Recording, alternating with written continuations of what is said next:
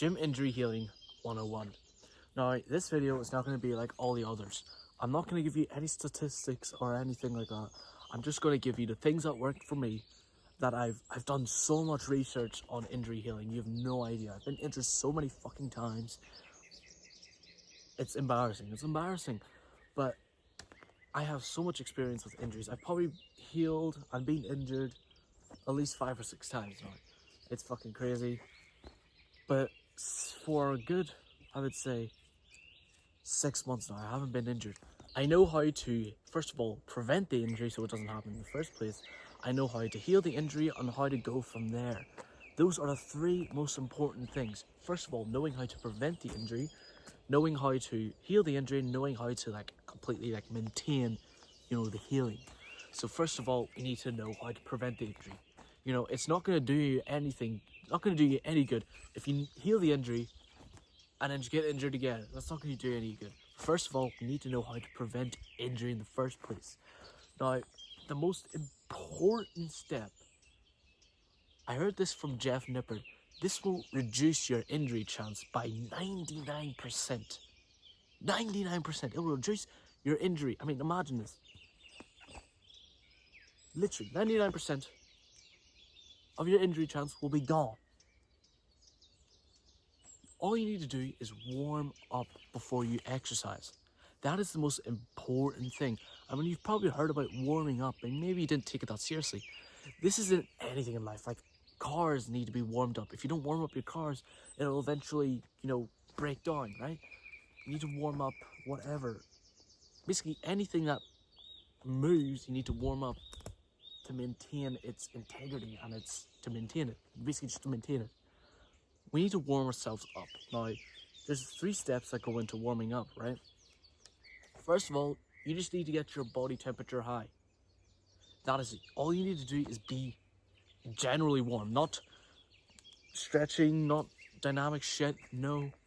Literally getting your body at a high temperature. Just feeling warm.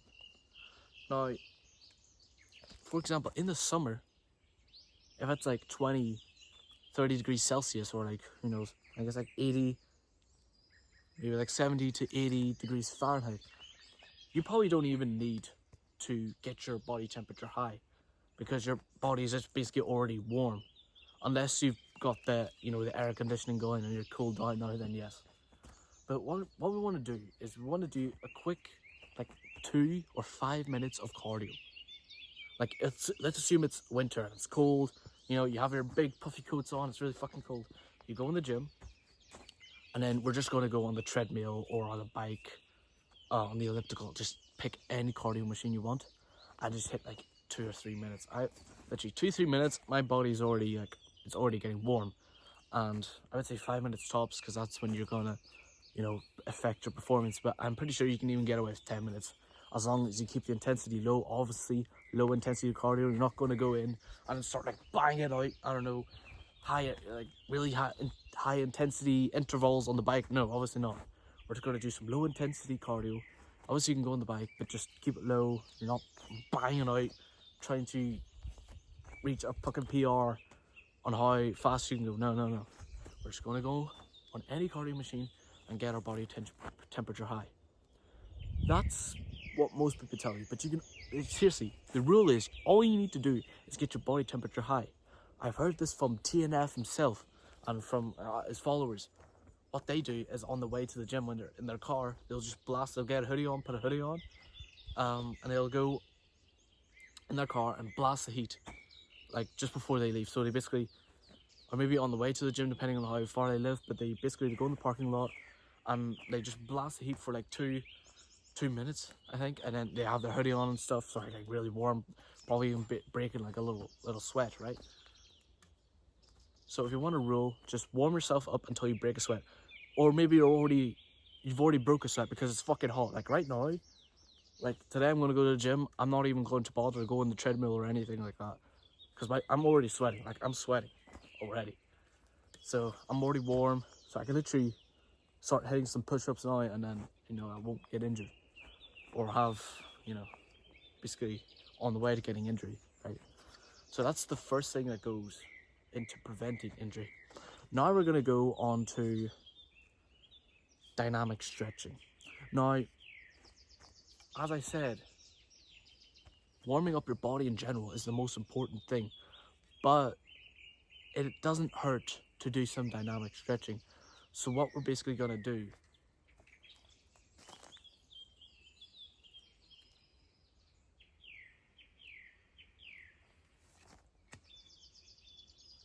I've copied this from Jeff Nippert himself, credit to him, but this is just me learning from him, right? So what you're going to do is you're going to get your arm and you're just going to swing like this the whole time. This is for your upper body, by the way. This is upper body warming up. So we're just going to do this and then gradually get faster every time. And show this for like 10-15 seconds. And then what you're going to do is do some arm circles. I would do like 6 or 8 each side, each rotation. So we're just going to do 6 or 8 the front way, and then 6 or 8 this way, and obviously with the other arm as well. So you're going to do that. And what I do, specific for me, is I basically get weight plates.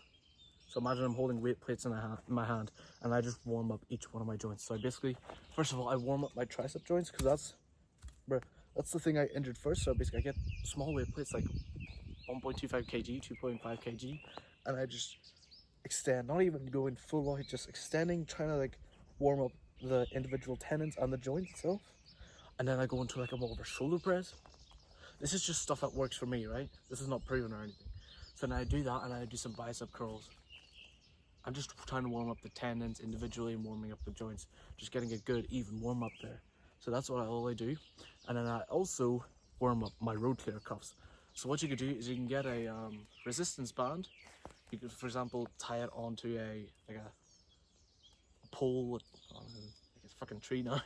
And then basically we're just going to perform external and internal rotation. Basically, external rotation is where you get your hand, you basically stick it to your stomach, you stick it to your stomach, to your side, and then we're just going to perform it like this, externally rotating like this. So you're basically pushing outwards. And or you could also do this on a cable station, which is what I do. If you get a cable station, put it up to like basically the height of where your hand is, basically your hip really. So if your hand is like here, then put the cable station here, or roughly, as close as you can get, and then you're just going to perform external rotation and also internal rotation, where you're doing this way, right? So you're moving it in towards your body, and obviously you do this for each side. You do external rotation on your right, internal, external, internal, external, internal. You do that, and then perform like 6 or 8 reps with obviously lightweight. Like if it's a 2-to-1 machine you have, do 5 kilo max, just like the lowest weight. We're just trying to warm up our tendons and our rotator cuffs. That's all we're trying to do here, right? So now we basically got our dynamic stretching, we got our just general warming up. So then we go on to our exercises themselves. So again, we're gonna warm up. So what you're gonna do is you're gonna get roughly 50% of your working weight. So for example, if you're benching 100 kg for reps, which probably not, but I'm just gonna use this as an example, right? Get 100 kg. What you're gonna do is you load up 50 kg on the bar, and then we're just gonna do. You don't even have to do high reps. All I do is I just do 3 to 5 reps. All right, 3 to 5 reps with the 50 kg. Oh Jesus, as a barbell, a shitty barbell. 50 kg rack, and then the last warm up, we're just gonna do 75% of the weight. So I'm not gonna put 75 kilo on, since that's kind of autistic. So you can either choose between 70 or 80.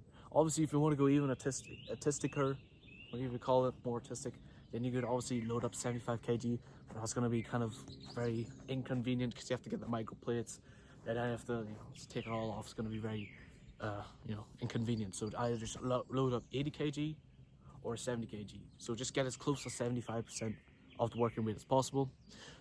This warm-up is optional, not the warm-up. These 2 warm-ups are mandatory, right? These are don't skip them. The last warm-up, which is the 3rd warm-up, is we're doing 90% of our weight. So in this case, 90 kg, and we'll just do a single rep.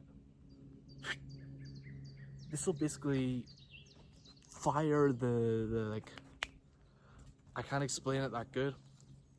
It's been proven in tons of studies, like Jeff Nippard, let's see, TNF, they all talk about this warm-up. It basically clocks your brain in so that you kind of, like in your working set, you're gonna like put maximum intensity into that. So just do 90% of your weight, just do 1 rep rack, right? Oh, by the way, on the second warm-up, just do like 2 or 3 reps, that's it. That's it. That's it for the warm-ups. Now, I'm not gonna go into the next step, actually how to heal the injury. I'm gonna go into the reasons why you could be injured. So obviously one of the possible reasons you got injured in the first place is not, you didn't warm up properly. You didn't warm up properly in all of your like your working sets.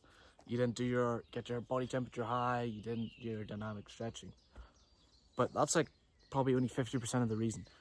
I would say the extra 50% of the reason is because your form is shit. Your form on your general exercise, any exercise, is just shit. Now, for example, for me, I injured my tricep tendon, partially ripped it. It's because my tricep exercises, I used the most shittiest form ever. I was swinging, I wasn't controlling the eccentrics. So imagine me doing a tricep push down. This is me on the tricep push down. You know, it doesn't make sense, right? And that's basically, I was just using way too much weight, and then, you know, eventually just, and obviously on the overhead extension as well. I was also doing overextension. I can't do this. Well, I can. I was doing like this. You know, like, the form was autistic. It was so bad. Now, how do we actually get good form? And again, just as warming up, there's 3 steps that go into this. So first of all, the general technique of the exercise. The general technique of the exercise you need to get done. For example, on the tricep push down, you know, you want to get the general technique done. So what you're going to do is, you know, you keep your arms by your side. For example, if you're using a straight bar, you know, you can also do this. You can do more like an upright stance, it doesn't matter. But get the general technique down. So for example, on a tricep push down, make sure that you're just using the triceps, or just extending like this. And you're going all the way down.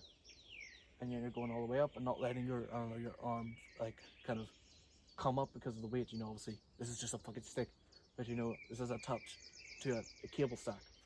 So making sure that you're just keeping your upper arm down, and all you're doing is moving your forearm, right? And you're not doing any excess motion. Just get the general technique of the exercise down. Now this is, obviously I'm not going to give you all the technique cues of every single exercise on the planet. No, this is research you have to do on your own. So yes, you're going to have to do this on every single exercise you do. Now also, how you do this, you don't just look it up and say, okay, yeah. You actually have to check if you're doing it right. Now, even if the exercise seems so simple, like a fucking leg extension, all you have to do is extend your leg. I still see so many people, and in myself, you do not get the technique right, because you can't even see yourself if you're doing the technique right. I mean, for example, on a leg extension, in most gyms, the leg extension is not in front of a mirror, so you can't really check your form. So what you need to do is you need to film your form. Get a phone, place it somewhere, you know, you can definitely place it on the floor. Get your water bottle, you know, place it on the floor, put your phone there, and then film yourself. That's it. And then you're gonna see, okay, compare it with the YouTube video we saw on how, you know, the technique on that specific exercise. So check, okay, am I doing this? Am I keeping my upper arm to my sides? Maybe you notice yourself, you swing too much. Like when you're going up, you notice you bring your upper arms up, and then you kind of like use the momentum of your upper arms and kind of like push it down. You're not really using your triceps. So it's these little things that you might not notice when you're doing the exercise, but once you film yourself and actually look at what you're doing, you'll realize the thing that you were doing wrong. Like for example, maybe on the bench press, I don't know, you were kind of maybe bending your wrist so that it was like really dangerous for your wrist. Like imagine I'm laying on a bench here and I was performing it like this. This is not bench press, it's like more of a jam press, or even like me doing bench press properly, but having my wrists, I don't know, like this. It's going to be really dangerous for your wrist or for your shoulders. Maybe you're going out too much. Like imagine me doing incline press, an incline press or somehow. You know, on an incline press you want to do a more of a tucked press, like this, right? Because that's how your upper chest fibers run. So you want to do that instead of doing this. If you're on an incline, that will also really fuck up your shoulders for some people. Obviously, only for some people, maybe you can get away with that. But on an incline press, you still want to do this. Like imagine me on an incline, right? You need to press up like this, right? Because that's how your upper fibers run. So you need to get the general technique of the exercise down, obviously by researching it, and then applying it by filming yourself and seeing if you're doing it right and what you're doing wrong. That's the first thing that goes into it. Alright, now the second thing that goes into it is range of motion. Range of motion, you don't have to exaggerate the range of motion, neither should you shorten the range of motion. So I'm going to take the bench press as an example. I'm going to show you 3 forms, okay? I'm going to show you 3 forms of the bench press that I see most people doing, and I want you to see which one is correct. So this is the first one. This is the first one. Okay, now this is the second one.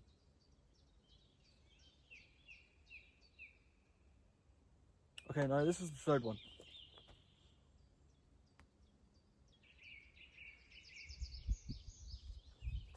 Which one was correct? Obviously, for the gym gurus out there, they might say, oh, none of them is not that bad. Shut up. The third one was correct. Now, I get it.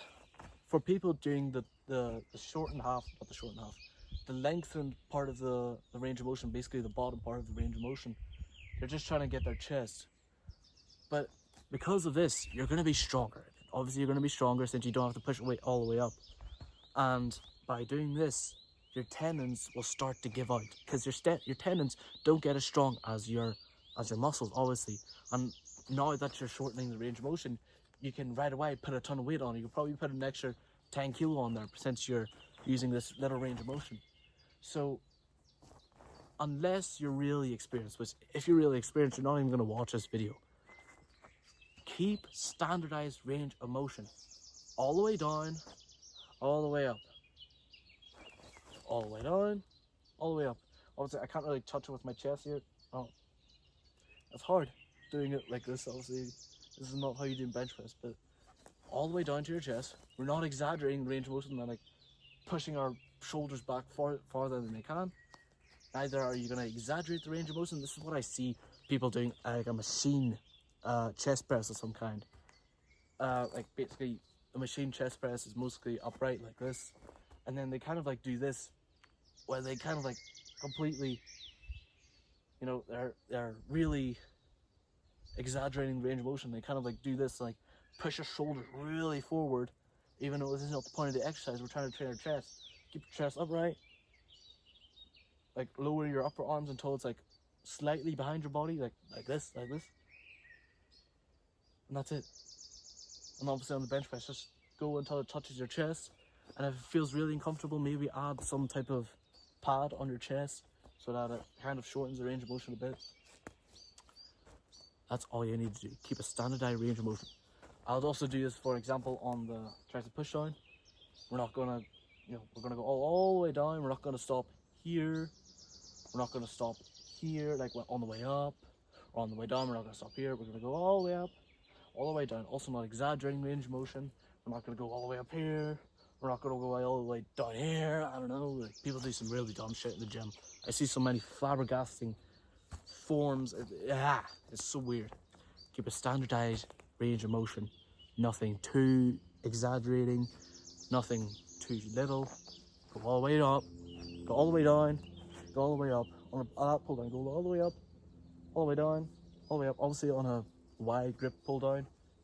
Touching your chest, you don't need to do that. But you should look up like how, some exercises, like for example on a neutral grip lat pull down, going all the way down to your chest, you can't really, because that's all this range of motion really does. You only pull down to your chin, or even just below your eyes. Obviously, cutting the range of motion short a little is obviously you can get away with that, like on a lat pull down as I explained. But don't exaggerate the range of motion, either going too far or too little. That's the second thing. Now the third thing is your control over the eccentric. Now, I'm not telling you to go Mike Menser on this and have a 10-second eccentric. No. Basically, what the eccentric is the negative part of the repetition, right? So, for example, on a bicep curl, this is the positive part, and this is the negative part where we're letting the weight down. On a chest press, this is the positive part, we're pushing weight up, and this is the negative part because we're letting it down. On a lat pull down, we're pulling it down. Obviously, this is kind of different. Like, this is the positive rep, right?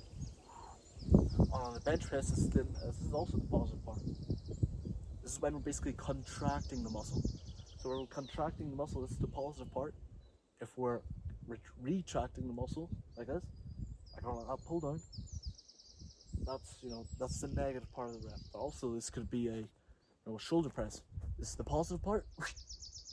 This is the negative part. This is a shoulder press, by the way. This is also a lat pull down. Positive, negative, because this is obviously the weight is pulling up. So on the negative part, I'm just going to use bicep curl as an example.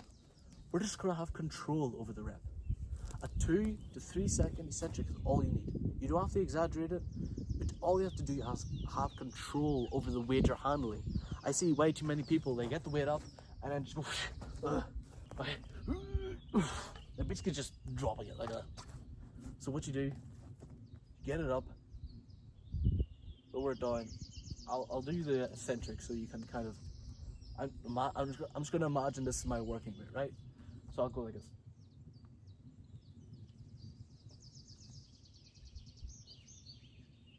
Yeah, so you can see there, I'm not exaggerating it. I'm just taking control over it. So I'll go up. I'm not doing this. I'm also not doing this. I'm also not using a 10-second eccentric. I also have control over the eccentric, right? So again, just imagine me doing it on the bicep curl, full intensity.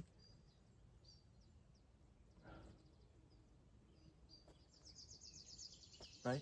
That's it. On a bench press.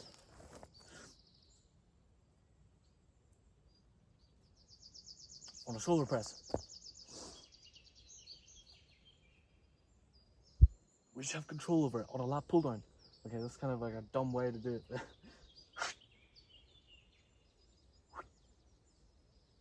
You just have control of the eccentric. 2 to 3 seconds on the eccentric, that's all you need. That's what goes into the actual form of the exercise. So that's a lot, that's probably, maybe, I would even argue it's like 60% of the reason people get injured is because their form is simply so shit. I would definitely, that was the reason I got injured. I also didn't warm up, but my form is also so shit, but it could be argued that's like 50-50. Third thing that goes into actually preventing injuries is also deload weeks. So what is a deload week? It's a week where we kind of just take time off the gym, or we just lower the intensity and the volume by 50%.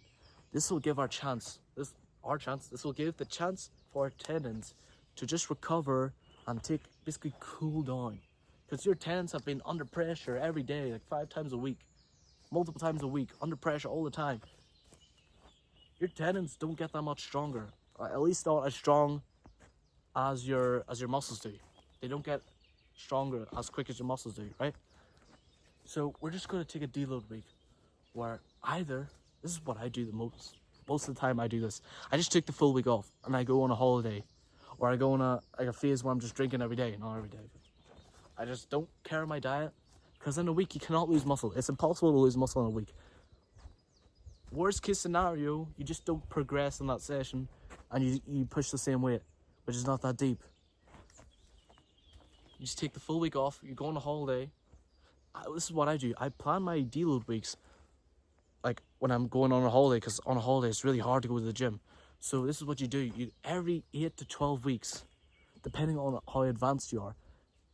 If you're quite strong, like you're decently strong, like you're quite strong, you want to do deload weeks more often. If you're just a beginner, I'll do it like this. If you can bench 60 kg for reps, you probably only need a deload week every 8 to 12 weeks, right? and obviously below, like 60 kg or below. If you can do like 60 to 80 kg, probably like every 8 to 10 weeks. If you can do, I don't know, 100 kg for reps, probably every 4 to 8 weeks. And then from there on, probably every, I don't know, 4. It really depends. But I would say, if you can bench 100 kg and more and then go on, obviously, I'm assuming you're not a fucking advanced bodybuilder. If you're an advanced bodybuilder, you wouldn't be watching this shit. But you're just like a normal casual gym bro. You know, I'm assuming you're staying natural. So I would say, once you get really advanced, like if you can bench 100 kg for reps, then probably every 48 weeks. It's really your decision here. If you feel you need it, it's really hard to tell if you feel you need the deload week or if you feel you need the time. If you feel you need the time off, you probably are injured in the first place. So it's really hard to tell if you're gonna get injured. Like, no one can tell that. So this is why we just stick to a range 4 to 8. For example, I don't know, 4 weeks from today or 5 weeks from today, you're going on a holiday. Take a deload week then, because it's going to be very hard to stick to the gym anyway. You know, you're going to be obviously doing other activities in the gym, you know, and getting your diet in. You know, it's going to be very hard. Since first of all, you're in another country, you're in a hotel, you have to figure out, okay, how much protein, how much calories. Just take the full week off. I would just take the full week off the gym entirely. Fuck nutrition, fuck recovery, fuck your sleep, fuck everything. Take a deload week. Like, you can say a deload week on life. But obviously, maybe you don't have any holidays coming up and you still want to go to the gym. All you have to do is, basically, you're just going to do your warm-up weight. For the next week, you're just going to do your warm-up weight, and you're also going to decrease your volume by like 50%. So if you do 3 sets per exercise, do 1 or 2. Obviously, if you do 2 exercises, only do 2 sets and only do 1 set is all you need to do, right? So that's the 2 variations of deload weeks. So every 8 to 12 weeks, and the more advanced you get, 4 to 8 weeks, take a deload week where you either take time off gym completely for just a week, 7 days, or you go to the gym and reduce your intensity and volume by 50%. So basically, what I mean by volume is pretty logical. All you have to do is decrease your sets by 50%, which is quite logical. Obviously, if you're doing 3 sets, you can't do 1.5 sets. Either do 1 or 2. And by the intensity, just cut the weight in half. Like, okay, I do 100 kg on the bench. For the next week, I'm just going to do 50. And just keep to the same rep range. You're not going to do fucking 12 reps, even though you've been only doing like 6 to 8.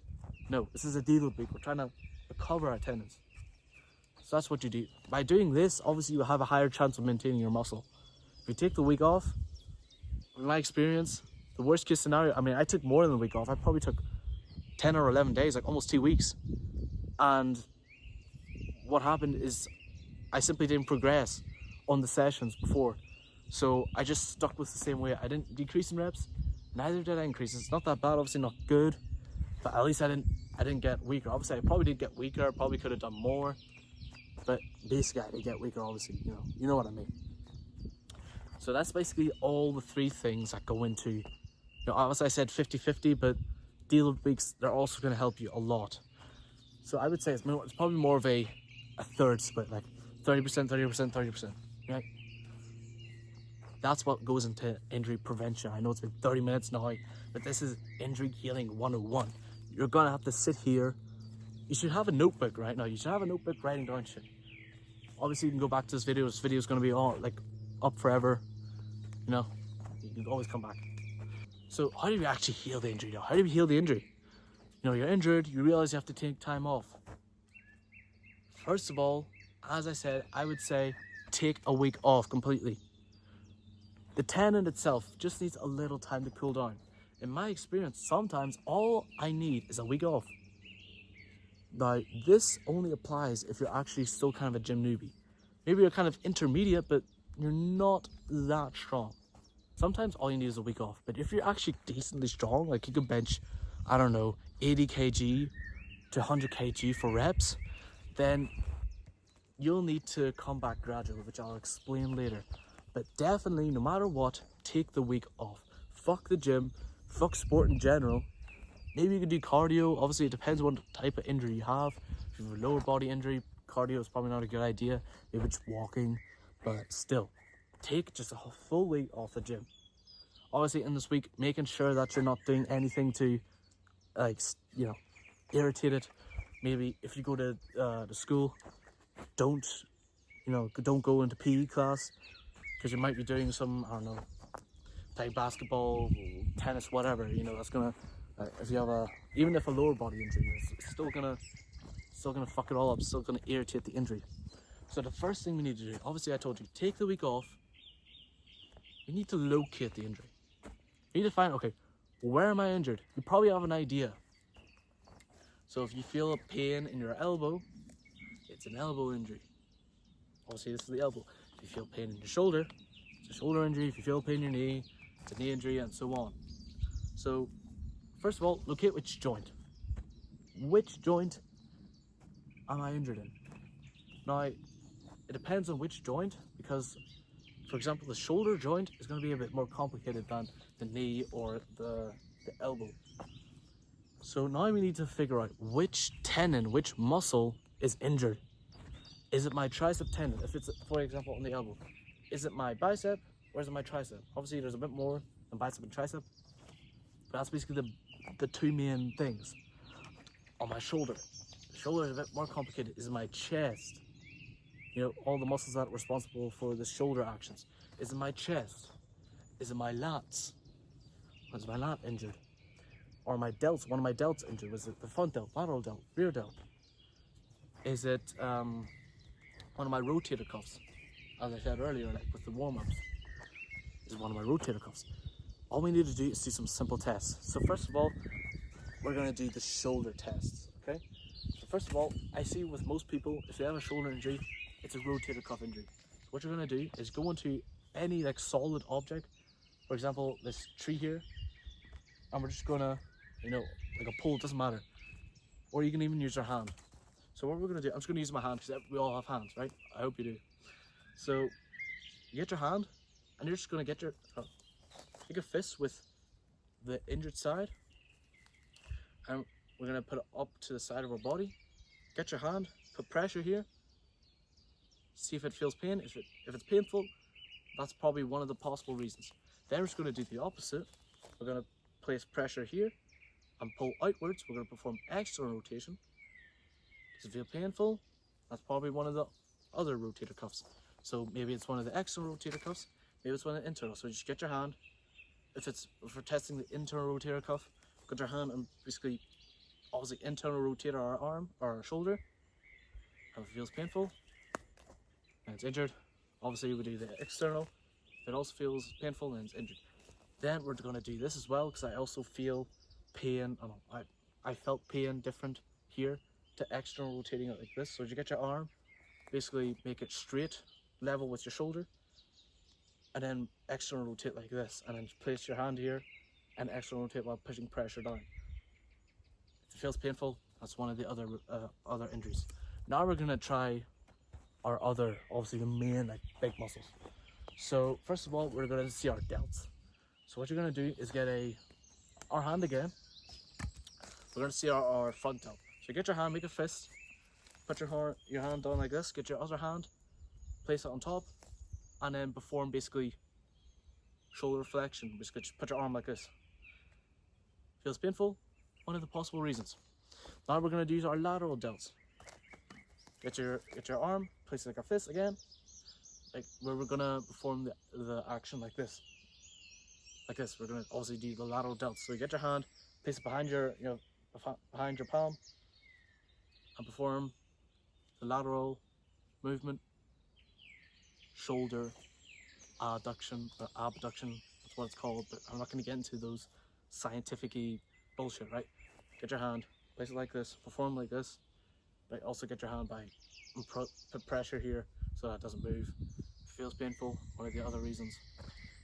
Now this we're gonna need another object to see our rear delt, so which we're gonna do, put our hand like this again, like with our shoulder level, get any object and just press this way, obviously using the rear delt.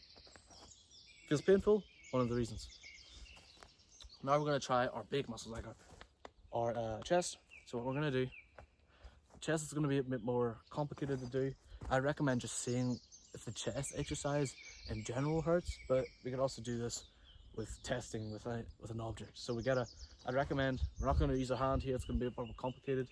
Get an object, kind of like put your arm like this, with like in shoulder level, but not like here, neither all the way out here, but like a sort of in between. I'm just going to get this object and we're going to press obviously with the chest. I'm going to press this way. If it hurts, one of the reasons. Now to test the lats, all the lat does is extends our shoulder like this. So we're going to get our arm, place the hand, obviously the inner side is obviously here. Place your hand here, put pressure up here, pull down like this, and see. Does it hurt? Doesn't hurt. If it hurts, it's injured. Probably one of the reasons. So that's basically our shoulder. If you want your elbow, if you have an elbow injury, you want to see which side it is, get your hand, perform extension. So you see if our tricep is injured. Is our tricep injured? You'll feel pain? Yes. And do the exact same thing, basically do a bicep curl. We're just applying pressure with the other hand. Like basically an exercise, we're just doing a bicep curl now. Does this hurt? It's injured, okay? Now the knee. The knee, I can't really show you here, but there's only two things that go into your knee: hamstrings and your quad. So you probably know what exercises, exercise the hamstring does and the quad. Basically do a leg extension, go on to a leg extension or a leg curl in your gym. If you don't have the gym right now, I still recommend doing it. Go to the gym, do a leg extension. Does that hurt? Then your quad is injured. Go to a hamstring curl. Does it hurt? Your hamstring is injured. Simple. That's all basically your hamstring does. Obviously it does a bit more than that, but yeah. And then you could also have hip injuries. You could also have a lower back injury. But I think basically lower back is lower back. There's not much that goes into that. So that's basically the injury and how you can test it. So basically we know now with all those tests, we know what muscle is injured. So now with that knowledge in mind, we can keep the exercises that train that specific muscle, and we can keep them on the caution list. So what we're going to do now, after we've taken the week off, we're going to start with our warm-up weight. With the warm-up weight. Now, this is the golden rule here. You can only resume just any training at all if the pain in that specific joint is gone. I've tried, just for example my shoulder, I tried to train obviously with lighter weight, but it still kind of hurt. It didn't work at all. I still had to take time off until the pain was completely free. Obviously not with extreme movements, but really just in general life. If, for example, taking your t-shirt off hurt your shoulder or hurt your elbow, you need to still take time off. And other way around with your leg or your knee. If just general life hurts it, then stop. And obviously, as I said, you probably tested yourself. Does my chest, shoulder, horizontal adduction hurt? Does my chest hurt? Does my lat hurt? Test that out. So if it's a shoulder injury, it's most likely one of your rotator cuffs. Just check it one time every day.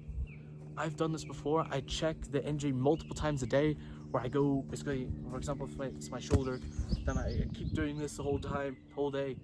That's not going to help it at all. Your injury is not going to magically heal in that day. No. If it hurts, it hurts, and it's not going to heal in that singular day.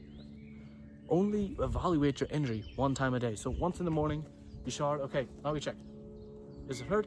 Okay, then we need to take more time off. It doesn't hurt? Okay, maybe we can train today. So what we're going to do, assuming it doesn't hurt at all, in everyday life, and also in that specific range of motion, even with a good amount of intensity, maybe not 100% intensity, but I would say a good 80 or 90% intensity, and it doesn't hurt. Okay, now we're going to go into the exercises. First, we're obviously going to start off with our warm-up weight. 50% of the weight should not re-injured. Depending on how bad the injury was, Obviously, if it's really bad, there's no risk in going even diet, like literally only like 20% of the weight. So if you want to be really safe, start with like this. So go 20% of the weight. For example, your chest is injured. We're gonna go on the bench press and see. Feels fine. Do like 3 or 5 reps. Feels fine. Okay, now we're gonna stick. Okay, let's assume that your working weight was 100 kg. We're just gonna say this because it's a good number to calculate with, right? So 20% of the weight is obviously just the bar. And then, okay, feels good. Let's add 30. Not 30 kg, but 30% weight, okay? So we put 5 kg plates on there. Now it weighs 30. Feels fine. Okay, let's go to 50. Now you put 50 kg on. It hurts a bit. Okay, then we're gonna lower our weight to 40%. That feels fine. That's the weight you're gonna stick with. And now from then on, what you're gonna do is you're gonna slowly add the weight. Slowly add weight, micro plates, like put 1 point, let's assume it's a bench press, right? And now this principle we're gonna apply to every exercise, not just the muscle that is injured, to every muscle.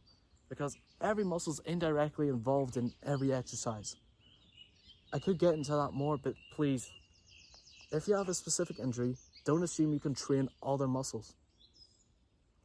Don't assume you can train other muscles. For me, that pushed my recovery time, for example, my elbow, months.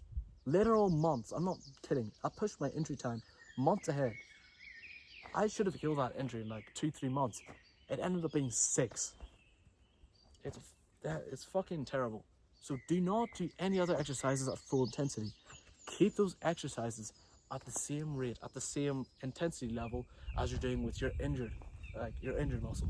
So if 40% of the weight, you can do that, but 50% hurts, stick with 40% for that session. And obviously with the other muscles in your next sessions, in your push and your pull exercises, only do 40%. And your leg exercises, even though it doesn't have much to do with each other, for example, on a leg extension, when you have to pull yourself down by holding onto the side bars on the seat, right? That indirectly involves, and it will push your recovery time even further than it needs to be. So stick with the exercise, keep it 40%. The same intensity you're using for your injured side. Then we're gonna do this, I'm gonna slowly add weight every time. Basically only one progressive overload level. I'm not talking about just in reps. No, we're not gonna do double progression here. We're gonna do normal, basically progressive overload. So if you're doing 40% of your weight, doing 40 kg, add for the next session another 2.5 kg. So get your 1.25 kg plates, put it on each side, and then we have 42.5. It feels good. Next session, another. Feels good. Next session, another, until you basically heal there's no pain anymore. Obviously, this is when your injury was quite bad. If your injury was quite bad, this is what you need to do. If you haven't procrastinated in your injury, I call this procrastination in your injury. Basically, basically in denial that you're injured, and then you train more. That's when your injury gets worse and worse over time. If you did that for a long time, then you're going to need to do this approach. But if you just realize it right away, you could probably add more weight and more weight. But obviously, listen to your body. If your body doesn't like 80% of your working weight, then go down to 70. If it still doesn't like that, go down until it likes it, right? And you're going to do this with every exercise. It does not matter. That's the golden rule. I'm just going to keep doing this, slowly adding weight until you hit failure. Because depending on how bad it is, maybe you can add more. Like instead of just adding those 1.25 kg plates, add another 10.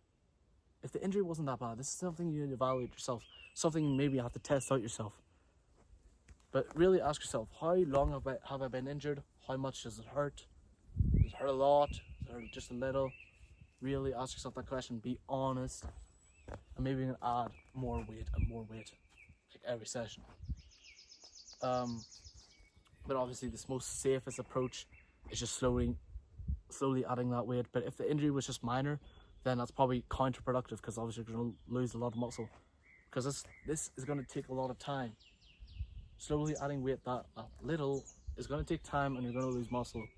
Like if your working weight was 100, by the time you push to failure again by loading the weight that little, you could probably only do 80 or 90 kg, right? Because you obviously just lose muscle over time. That's something you're gonna need to deal with. You're gonna lose muscle over time. So, but if the injury wasn't that bad, it probably won't hurt to try and lower the weight even heavier. Like I would say, if you can do, yeah, this is the golden rule. Definitely, this is something I tried out myself. If you can do like 80% of the weight without pain, like right away after you took that week off, then I would say the next session put another, like go to 90%, and then you can probably train a failure again. Obviously you have to test out yourself, see what happens. Something you have to test out yourself. But if it's like, I would say 60%, maybe not 60%, yeah. If you can only do 50% of your weight without pain, you're gonna need to load that exercise quite slow. If you can do like 70%, 75% of that weight, like without pain, of your working weight, I'm talking about 75% of your working weight.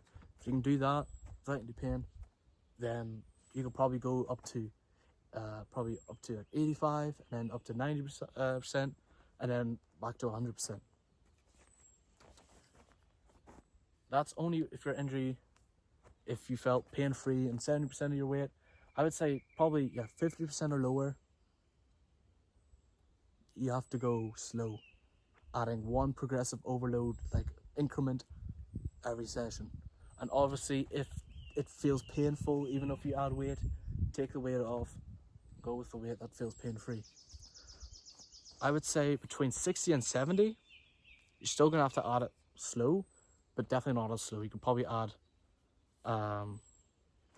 for example, if you added 5 kg every time you wanted progressive overload and go to the next weight, then add 5 kg, no, probably like 10 kg every time. So if you add 5 kg every time, like when you were not injured, then add 10 kg until you get back up to your working weight. So that's the rule. 50% or lower, very slow back weight, like very slow increments up. 60 to 70, probably double the increments up. If you can do 75% or higher, then yeah, basically go to 80%, then 90%, then go back to 100. Obviously, if it's pain-free. If it's not pain-free, then you have to go back again. So that's basically how you injure, or not how you injure, what am I talking about? How you heal the injury. We have to slowly come back to training with full intensity.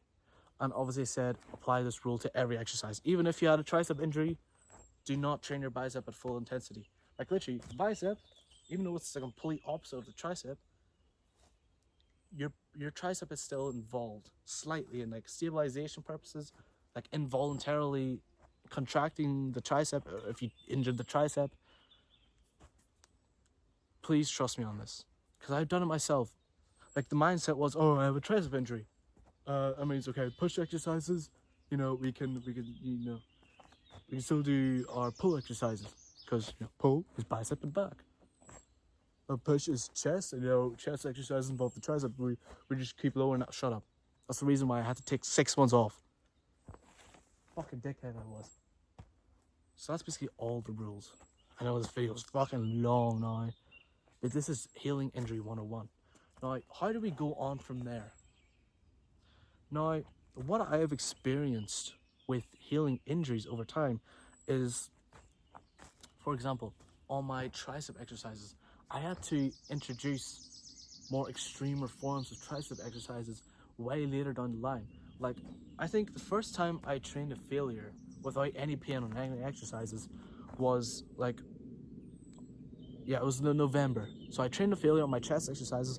I still couldn't do that on my tricep isolation exercises. That was because my injury was so fucked up. I re-injured it so many times. All bullshit. I could only do tricep push downs to failure. I think it was to December, so another month later. And I couldn't introduce overhead variations, because overhead variations really puts a lot of stress on your joint.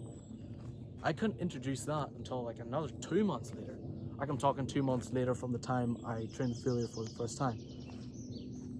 So it can be that if you train a failure on another exercise, you you could get away with that, but maybe on the specific muscle that you'll need to wait another while. I think the rule is if you feel pain outside of the gym, that means you have to basically use the rule of only using 40% of your weight on all exercises. If you can do the weight, if you can do push to failure on one exercise, and you cannot on the specific muscle itself that is injured, but you don't feel pain outside of the gym, then you're fine. Then you can train to failure on those like other exercises. Like what I did, I couldn't train to failure on my tricep exercises, but I was still able to do pressing exercises, like chest press, shoulder press. I was still able to do this exercise. I just needed to wait a little longer so I could do my tricep exercises all the way to failure. But eventually I could do that, and then eventually I introduced overhead extensions. But even then, I still to this day, I do not do overhead extensions that really put your elbow in a lot of stress. Like what most people do when they do overhead extensions, they get the cable. It's all the way down at the ground, and they get the cable and they do like this, like from the ground up, right? But I can't do that. My elbow still. I haven't actually tried, but I don't want to, because what I do now is I get the cable from up here, from all the way up over from my head, and I perform overhead extensions. So overhead, but in a different way, because the resistance is different and it doesn't put as much stress as it does on from the ground up, because there's a lot of mechanical tension when you're just doing it from the ground up, and here is way less. And I don't want to do that because I've gotten good at this exercise. It feels good. It's like, why would I change it? So sometimes exercises you cannot do them anymore. Like I'm talking like extremely stressful stress joint exercises, you know what I mean, like the overhead extension, or maybe a preacher curl. If you had a bicep injury, maybe stick with a variation that doesn't put too much tension on there, like just do a standard barbell curl instead of really doing that stretched exercise. Like basically stretching the tendon in this period where you're injured is the worst thing you can do, and the overhead extension really emphasizes that stretch. The same with the preacher curl, maybe on a pec deck. If you have a tricep injury, I'm talking about a chest injury, and so on. Obviously, with a little more patience, you might be able to introduce that exercise again, but you might have to be willing to sacrifice that exercise. But I would say I could probably do overhead extension now, but even then, you hear that? Oh no. Bro, my elbow, even though it's healed, it still cracks.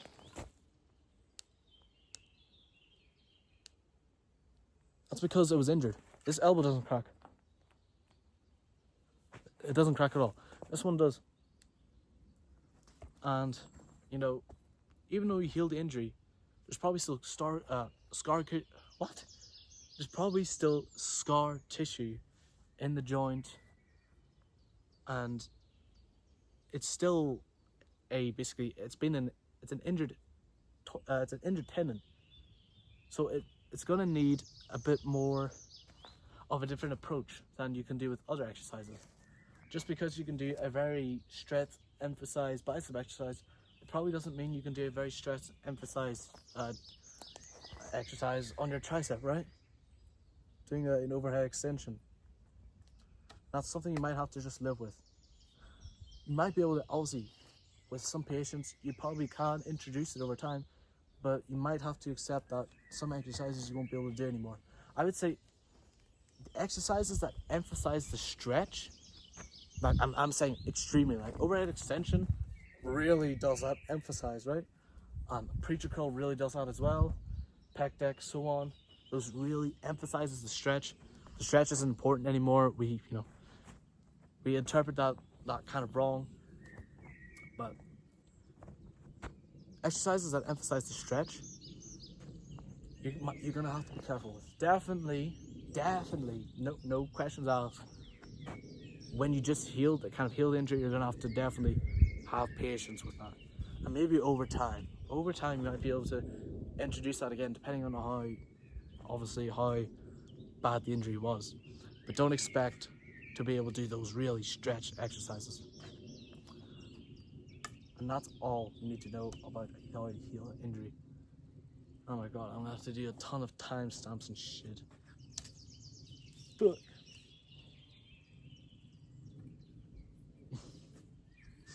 I hope you learned something.